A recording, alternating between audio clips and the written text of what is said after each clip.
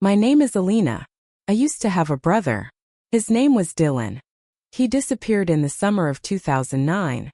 He was 10. I was 12. We were inseparable partners in crime, secret keepers, late-night snack thieves. That summer, he took his bike down the street and never came back. I still remember the way Mom screamed when the police found the bike near the lake. No footprints. No blood. No answers. We searched for years. Flyers, vigils, interviews. Nothing. At some point, the world moved on. I didn't. 16 years later, it's 2025 now. I moved to a quiet coastal town in Maine. I work in home design. Fresh start, they said. Maybe it was. Until one Tuesday afternoon. A couple hired me to design a nursery in their new house. Young, wealthy, polite. They gave me full access to the home. I was walking down their hallway when I stopped dead in front of a family photo. It was a canvas print, big, bright, loving. Mom, Dad, 2 boys. And one of them was Dylan. He was older, of course. Taller. Broad shoulders. A bit of stubble. But his face, those eyes, I'd know them anywhere. Under the photo was a small plaque. It read, "Ethan, our son since 2010. A true gift from the system." My knees almost gave out. Ethan? No. That was Dylan. My little brother. Missing for 16 years. Right there, smiling in someone else's family. I couldn't breathe. I stood there, frozen in front of the photo while footsteps approached behind me.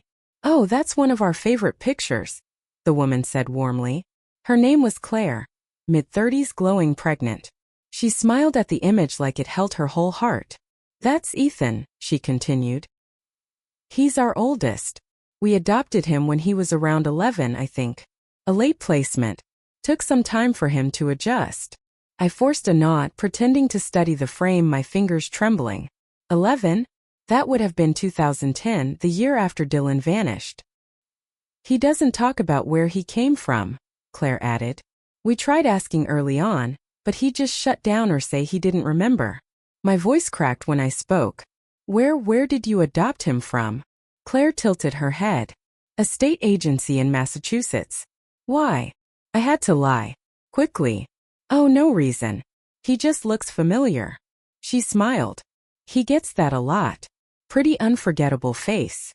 Unforgettable didn't even begin to cover it. I excused myself soon after, barely making it to my car before the tears hit. My hands clutched the steering wheel, knuckles white, lungs gasping for air. He was alive. He was here. And he had no idea who I was. For days I couldn't stop thinking about that photo, about him. About Ethan. My Dylan. I kept replaying Claire's words in my head. He doesn't remember. What could make someone forget their entire childhood? Forget me? Forget Mom? Unless he hadn't forgotten. What if he was pretending? I needed to see him again. Talk to him. Look into his eyes and know for sure. But how? I couldn't just show up uninvited. I'd already pushed my luck once. So I did what any desperate sister would do. I stalked him. It didn't take long to find his social media. Ethan Myers. College student. Studying environmental science. Hiker. Smiler. Photographer. Everything he shared felt so foreign. Like looking at a stranger dressed in my brother's skin. I memorized his schedule. His campus hangouts. His favorite cafe. I waited 3 days outside that cafe before he showed up. He ordered a chai latte and sat by the window, laptop open, earbuds in. I stood across the street for 20 minutes before walking in. Heart racing. Hands sweating. I ordered a drink I didn't want, then approached his table like a bomb about to detonate. "Hi," I said softly. He looked up. His eyes met mine. Blue-green. Familiar. So painfully familiar. "Hey," he said casually, pulling out one earbud. "Do I know you?" I opened my mouth but nothing came out. I panicked. "No, sorry," I mumbled. "I thought you were someone else." He smiled politely. "Happens." I walked away, humiliated. My hands were shaking so badly I almost dropped the fake drink I bought. I sat at a table behind him, hidden just enough to watch. Every movement, every laugh, every twitch of his eyebrows, it was Dylan. My brother. But he looked so calm. Normal. Like none of it had ever happened. Maybe he really didn't remember. Or maybe someone made sure he wouldn't. I needed answers, real ones, not guesses. So I reached out to the last person I ever wanted to speak to. My mother. We hadn't talked in over a year. Not since she told me to let it go. But I called her anyway. She answered on the third ring, her voice groggy and dry. Elina. I found him, I whispered. Silence. Then, what? I found Dylan. He's alive. He's been adopted. He goes by Ethan now. He doesn't remember anything. Her breathing changed. Shaky. Then something I didn't expect. No, she said. No, that's not possible. I froze. Why not? She paused. Too long. Because I saw his body. The world tilted under me. What? I gasped. You told me they never found him. They didn't, she said slowly. But I did. Her words crashed into me like a storm. I saw his body? I repeated, voice barely audible. Where? In the river, she whispered. Weeks after he disappeared. I went there myself. I couldn't tell anyone. It was too much. But if you saw him, then who is Ethan? I asked, desperation clawing through my chest. She was silent for a moment, then said something that made my blood run cold. Maybe it's not him. No, I said firmly. It is him. I know it is. But how? She pleaded. How can you be so sure? I saw the photo, I said. His face. His eyes. There's no mistake. We didn't speak after that. The line went dead. I sat alone, heart pounding, mind racing. So many questions with no answers. Who was Ethan? Why was Dylan gone? And how could my brother be alive, smiling just miles away, while the world mourned him as dead? I promised myself I would find out, no matter what it took. The next day I started digging deeper. I contacted the Massachusetts adoption agency Claire mentioned.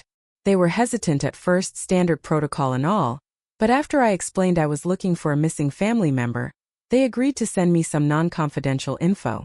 The file was thin. No real details about Dylan's early years.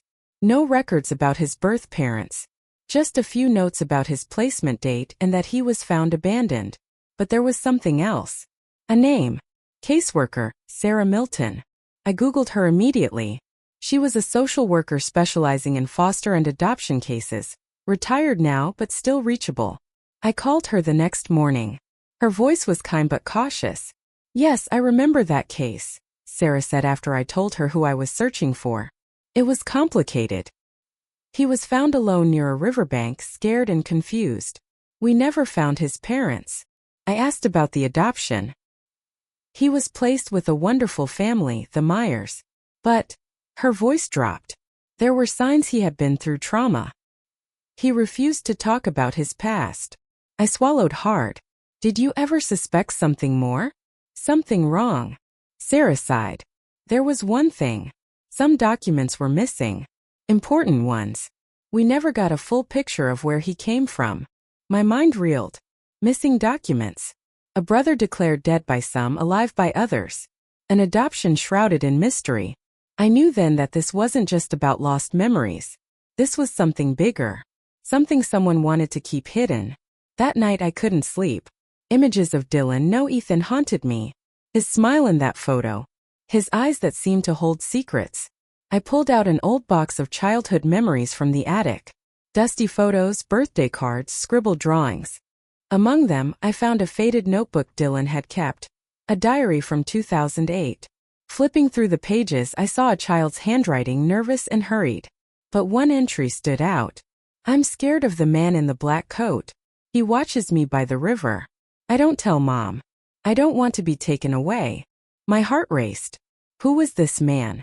Was he connected to Dylan's disappearance? Suddenly everything clicked. The missing documents. The trauma. The secrecy. Someone had been watching Dylan. Someone powerful enough to erase his past and place him far away. I had to find that man. I had to uncover the truth. Because if I didn't, I might lose Dylan again. Forever.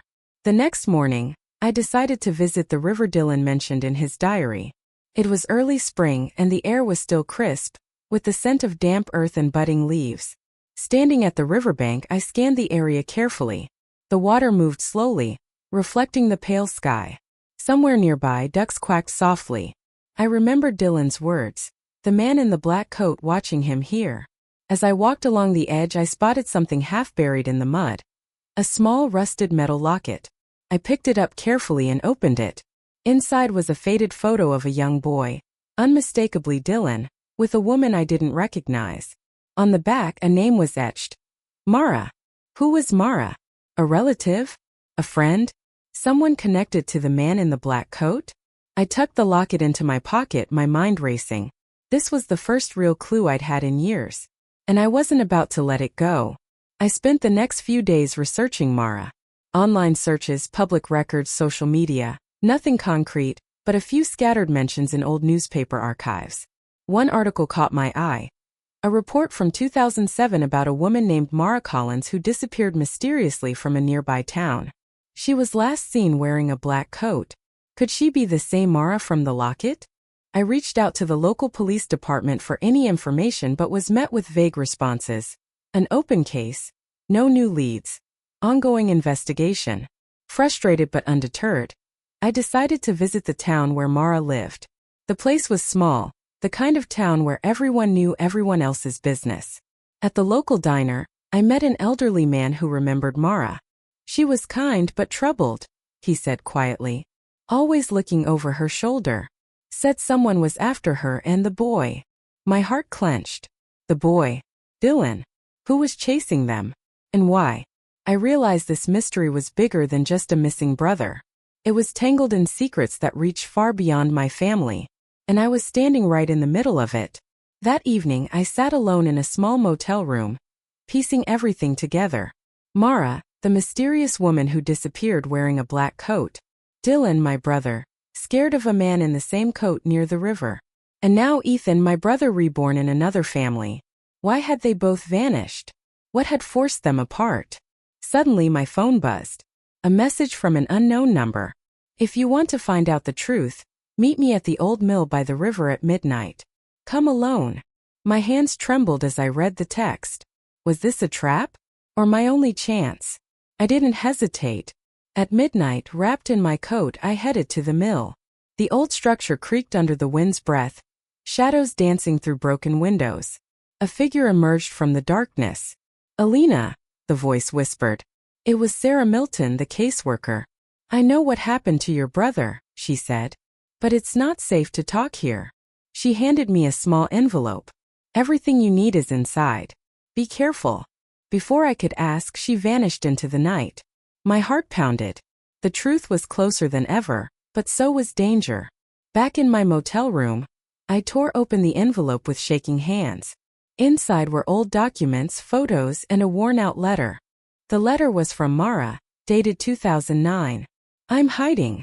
They took Dylan to keep him silent. If anyone finds this, please know I did everything to protect him. Trust no one.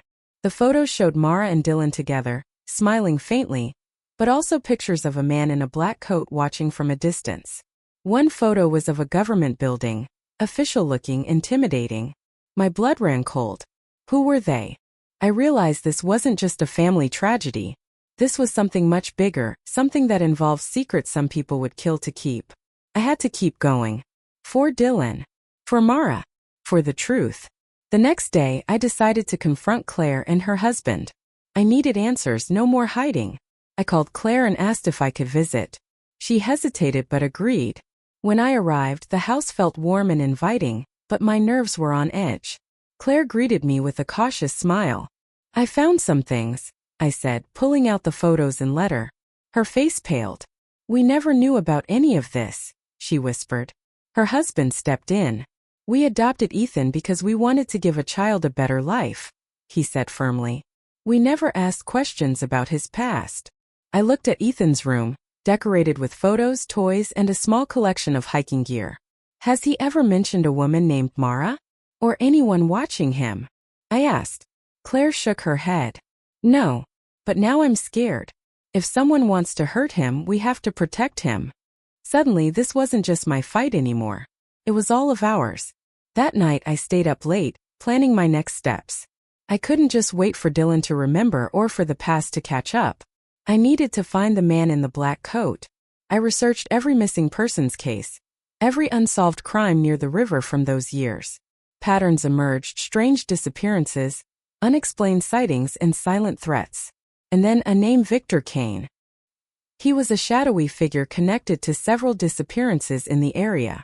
No one knew much about him, but rumors said he was tied to powerful people who controlled who lived and who vanished. I felt a chill. Was he the man watching Dylan? The reason Mara disappeared? The deeper I dug, the darker it got. But I wasn't backing down. Not now. Not ever. The following week, I managed to track down an old acquaintance of Victor Kane. A man named Marcus, who worked as a private investigator before vanishing himself. After weeks of calls and dead ends, Marcus agreed to meet me in a dimly lit cafe on the outskirts of town. He looked tired, worn by years of secrets and fear. "Why are you looking for Kane?" Marcus asked cautiously. "Because he's connected to my brother's disappearance," I replied. Marcus sighed. "You don't want to get involved in this. Kane doesn't just disappear. He makes people disappear." I leaned forward. "I need to know what happened to Dylan, to Mara, to all the others." Marcus hesitated, then said, "Fine. But once you know, there's no turning back." He slid a folder across the table. Inside were photos, documents, and names, a network of people affected by Kane's reach. This was bigger than I thought. And I was right in the middle of it. Marcus warned me to be careful. The deeper you go, the more dangerous it gets. Kane's men are everywhere. You might think you're safe, but trust no one. I nodded, determination burning inside me. That night I stayed awake, reading through the files. I learned about a secret operation codenamed Black River, involving illegal adoptions, cover-ups, and forced disappearances. Dylan wasn't the only child taken. Many families had been torn apart. I felt a mix of anger and sorrow. How many others were living lives stolen from them? I knew one thing for sure. I had to bring this story to light. For Dylan. For Mara. For every lost child. And I wouldn't stop until justice was served. Weeks passed. I started gathering evidence, reaching out to journalists and lawyers willing to listen. But Kane's shadow loomed large. One evening, as I left my apartment, I noticed a black SUV parked across the street. The windows were tinted, but I felt their eyes on me. Quickened my pace. Over the next few days, strange things happened. My phone buzzed with unknown numbers, emails disappeared, and my apartment door was found slightly ajar. Fear tried to grip me, but I refused to give in. I wasn't just fighting for my brother anymore. I was fighting for the truth. And no matter what it cost me, I would see this through to the end. One rainy afternoon, I received a message. "Meet me at the pier. Midnight. Come alone." My heart pounded. Was it Kane? An ally? Or a trap? I debated calling the police, but knew they might be compromised. At midnight, I arrived at the deserted pier, rain soaking through my coat. A silhouette stepped out from the shadows. "Don't be afraid," the voice said. It was Ethan. "My real name's Dylan," he whispered. Tears blurred my vision. "I remember now," he said. "They took me to protect me from Kane, but I had to forget everything to survive."